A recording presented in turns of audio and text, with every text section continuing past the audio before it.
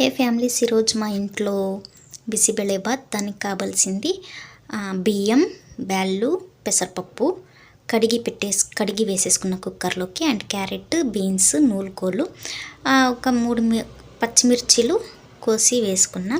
And నేను 2 గ్లాసుల బియ్యం వేసుకున్నా. దానికి సరిపడా 4 గ్లాసులు వాటర్ అయితే పోసాం. ఎక్కువ వాటర్ కాబడుతుంది ఈ టిఫిన్కి. ఇప్పుడు ఉడకపెట్టుకోవడానికి కొంచెం సాల్ట్ వేసి 4 గ్లాసుల వాటర్ వేసి 1 టేబుల్ స్పూన్ అంటే కొంచెం అందులో అర్థం ఆయిల్ వేసి ఉడకపెట్టుకోవాలి. అండ్ చింతపండు నానేసి పక్కన పెట్టేసుకుంటున్నా, అది లాస్ట్లో చూపిస్తే ఎందుకని.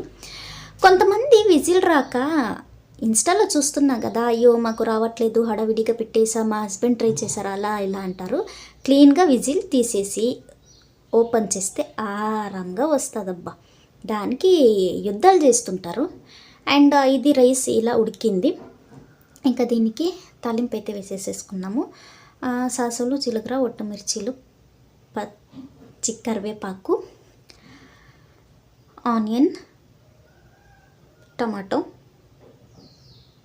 ఎంటీఆర్ బిసిబెళేబాత్ మసాలా పౌడర్ ప్యాకెట్లో వెనకాల భాగంలో 4 లాంగ్వేజెస్లో ప్రాసెస్ మొత్తం ఉంటుంది, చూసి ఆరాంగా చేసుకోవచ్చు. అండ్ నేను స్పూన్తో వేసుకోలేదు, ప్యాకెట్తోనే వేసేసుకున్నా. మీరు స్పూన్తో కొలత వేసుకొని చేసుకోవచ్చు.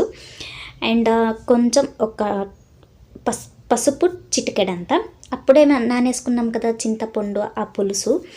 అండ్ కొంచెం సాల్ట్ వేసుకొని ఇంకో గ్లాస్ వాటర్ యాడ్ చేసుకొని కలిపేసుకున్నా. ఇప్పుడు ఉడకపెట్టుకున్నాం కదా అన్నంలోకి అయితే పోసేసుకుందాము. ఇది పోసిన తర్వాత ఇంకొంచెం కూడా ఉడికించాలి అన్నం. ఇంకో గ్లాస్ వాటర్ యాడ్ చేసుకున్నా. మొత్తంగా నేను 6 గ్లాస్ వాటర్ అయితే యాడ్ చేసుకున్నా.